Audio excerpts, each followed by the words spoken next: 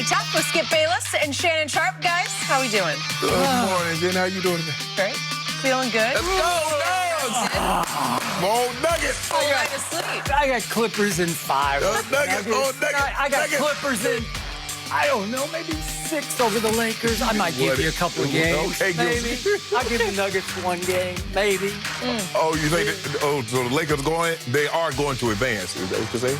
I think so in 7 over the Rockets, but we'll talk about that. Yeah. Here we go. The confidence from both sides of the table this morning. I can feel it from over here. All right, we got a packed show. Let's get to what we saw last night. The Jazz-Nuggets series has been really one of the highlights of the playoffs so far, so it's only fitting that Game 7 came down to the last second. Down 2 with under 10 seconds left, Donovan Mitchell had a costly turnover. After a missed layup by Denver, Utah still had one chance to quickly advance the ball and get a three-point attempt off, but Mike Conley's shot went in and out, and the Nuggets held on to win and advance. So, Shannon, any issues with the way the last sequence unfolded there? I don't, because Donovan Mitchell had an opportunity to skip to possibly, put him ahead. And Gary Harris Jr. made a great play, and he's not known for defense, and he just reached around, poked the ball out. He's pretty good on defense. But the thing was, Skip, I'm seeing Murray drive the ball down. I'm like, he's going to pull this thing out. They have a 2-point lead. You don't need the points. Make them foul you. And he goes and, passes it, and they blow the layup. And I think what happened is because it's so chaotic, and I think Gobert realized I don't have a whole lot of time because he had Donovan way up the court. But everybody that was, close to him, he had Mike Conley Jr. He passed it to Conley Jr. And Skip, when that ball left his hand, I thought it was going in. I really did. Because he's the type of guy that can make shots like that. You've seen him at the end, late in the shot clock, Skip, at the end of quarters or halves of things, make shots like that. So when that ball left his hand, I was like, man, they just won the game by 1. Yep. And it rimmed out. I didn't think the game was going to end the way it did, Skip, considering how it started the first half. I'm like, man, this is very anticlimactic. I'd say. This is terrible. Yep. I mean, I'm looking at it going 50-36 at the half. Yep. And I'm like, man, this is not what I thought, especially after the fireworks that we had gotten in games 4, 5, and 6. And I'm like, okay, this is the type of game it's going to be. But then, the game starts and the Jazz couldn't buy a bucket. And I'm like, man, this is really not good. And then all of a sudden, late in the third, and in the fourth, it picks up, and then we got the ball game. The last 8-9 minutes that we expected throughout the entirety of the ball game. But, Skip, I don't have a problem with the way the game played out. Donovan had the ball in his hands. He got it poked away. And the next thing you know, they're coming back the other way. Denver, I don't know what they were thinking. I don't know why you would even attempt that. Pull that ball back out, Murray. Make them foul you. Go to the free throw line and make your 2 free throws and go up by 1. I know you say, well, I got a 3-on-1. Yep. But what happened, what could have happened, it happened, and it almost cost you the ball game. But I don't have any problem with the sequence of events. I just have a problem with the way Royce O'Neal and Joe Ingles played. Because the last 2 games, English had 12 points, and Royce O'Neal, I think, had like 10 or 11. You can't win like that when you got starters playing those kinds of minutes, Skip, putting up those kinds of numbers. But other than that, I don't have a problem with the way the game played out. I have one huge problem with the final sequence, and I'm about to get to that, but I'm going to step back and go big picture off last night. I want people to focus on the fact the final score was 80-79. Think about that. 78. 78. 80-78. In fact, I tweeted with 3 minutes left. I said the final score is going to be 80-79. That's why that stuck in my head. And I missed it by a point. And I thought it was going to be low scoring because, I'm not condemning because these are young players. Right. But there was a whole lot of choking going on out there. There were a whole lot of tightening Game 7 throats going on. And again, these are 2 teams not all that used to Game 7s, but I warned you going into this game yesterday, Denver did play 2 Game 7s last year. 2 Game 7s. One against the Spurs and then one against the Blazers. And in those 2 Game 7s, Jamal Murray made a grand total of 0 3-point shots. And last night, he was 1 for 6 from 3. So he now has played 3 Game 7s in his still very young career, and he has 1 3-point shot. The other night in Game 6, he went 5 for 5 from 3 in the 4th quarter. Right.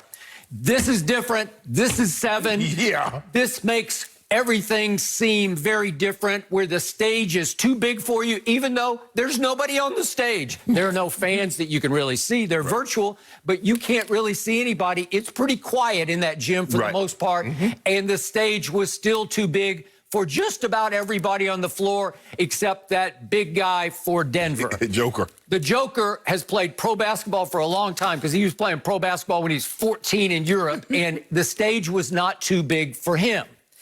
He ended up being the tower of power, the one guy who was a cool customer, and he made the shot of shots.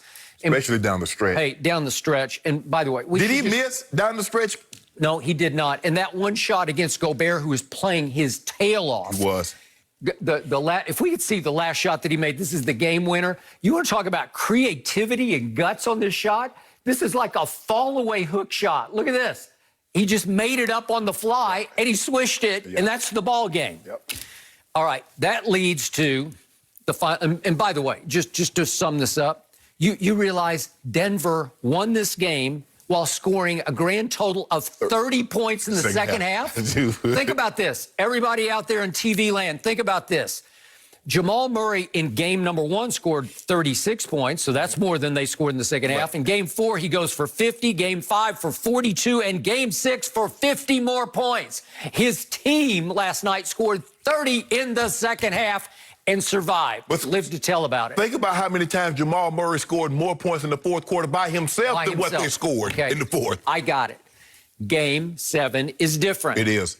Okay, now I'm probably going to be over harsh, but I got some issues with the way the final sequence unfolded. Okay. My first issue is this. Donovan Mitchell drives it on Gary Harris, but they know he's going to drive it, so he's got all kinds of help behind him, so he can overplay him to the right hand and make him try to cut back to the left, and then there are all kinds of bodies coming. And Gary Harris made a nice play. He stayed with him, and he flicked it out of his hands from behind. Bang. And all of a sudden, Jamal's got the ball, and he's off to the races. Okay, so let me finish on your first point. I'm okay with you finishing that play 2-on-1 if you are dead sure you're going to get a dagger dunk. If you think it's a dagger dunk by Torrey Craig, if you can bounce pass for a dagger dunk shot, I'm good with it because now you're up 4 and it's game over, right? Torrey Craig blew the layup. So clearly it's an easy 20/20 hindsight where that's choke. It's just a choke. It's a game 7 blown layup. We get it. So obviously if Jamal had it to do over, he'd say, maybe I should just dribble the clock out because that's the safer play. But the dagger play, the go for the throat play is what he did as long as Torrey Craig can put the exclamation point on it. And instead of getting a wide open dunk, he tried to lay it off the glass and he laid it short and it trickled off the front to Rudy Gobert. And here we go up the court. Here's my bigger issue. I love Donovan Mitchell. I have defended him. I said he should have been the Rookie of the Year. You said Ben Simmons. I love his game. I love his mentality. I didn't love it in the fourth quarter last night because he ran from the ball too many times. He let little Mike Conley Jr.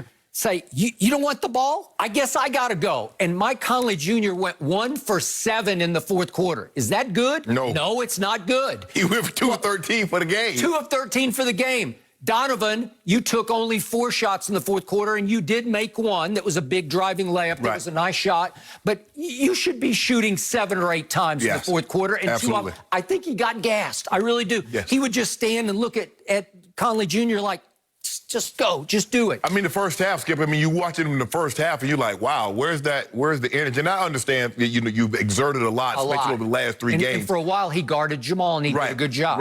And that was, Skip, I thought that was the mistake. Because he's your offense. You can't have your offense. If you notice, Skip, they put Jeremy Grant into the starting lineup and put him on Donovan because they didn't want Jamal Murray being gassed, trying to trace Donovan Mitchell all over the court. Okay, this is game 7. This is legacy. Sometimes you just got to suck it up and hope, as Vince Lombardi once said, that fatigue makes cowards of us all. Well, you got a little cowardly there because you got fatigue.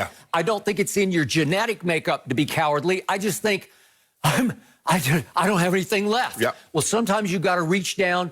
You know this for a fact. You got to find that last little bit that you didn't think was there because it's game 7.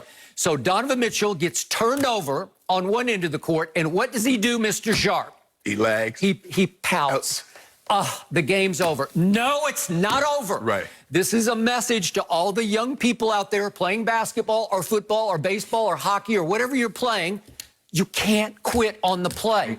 If there are 7 seconds left in the game, you can't pout at the wrong end of the floor. Right. You have to chase the play because you never know what might happen. Yep. Torrey Craig might blow the layup at the other end. So help me out. What if Donovan chases the play? What if he just jumps right up and he runs pell-mell down the court after the ball? Right. He's not going to catch the ball because they got too much of a head start. What if he's down to, say, top of the circle, even 5 feet beyond the top of the circle on the other end of the floor? Rudy comes up with the rebound. Who's he going to look? Oh, it's Donovan. And maybe you're the guy who gets the ball with a couple of big, maybe 3 dribbles, and maybe you get to shoot the 30-foot jump shot to win the game. Okay, what does Donovan do? He just stands at the other end. He goes to the far 3-point line, and he waves. I'm open. Okay, Conley is completely across court. The clock is down to He'll never get a shot off. 3, 2, 1. Even if Conley baseball passes to him and throws him a strike in the shooting pocket, is he going to get that shot off? Nope, absolutely not. Mike Conley Jr. is 32 years of age. He's played in a ton of playoff games, many of them against my Spurs. He has been an extraordinary playoff player. He knows what the score is. He knows what, literally, quote unquote, what he can get away with. And Skip, to your point, to your point with Mike Conley, that's what was so surprising to me. Because he's been in these big games and he normally plays well. For him to play like he played last night. But all year it's been going on. He has not lived up to his free agent contract the whole year. I mean, you look at, remember against the Spurs in 2017, we were obviously doing the show. They had a 6-game knockdown, drag-out battle. He averaged 25 a game, and I can't tell you how many times I sat back in my chair and said, he did it again. He made another. He'd make those floater runners, and I'd say, how did you do that? With either hand. Either hand. He's ambidextrous. And last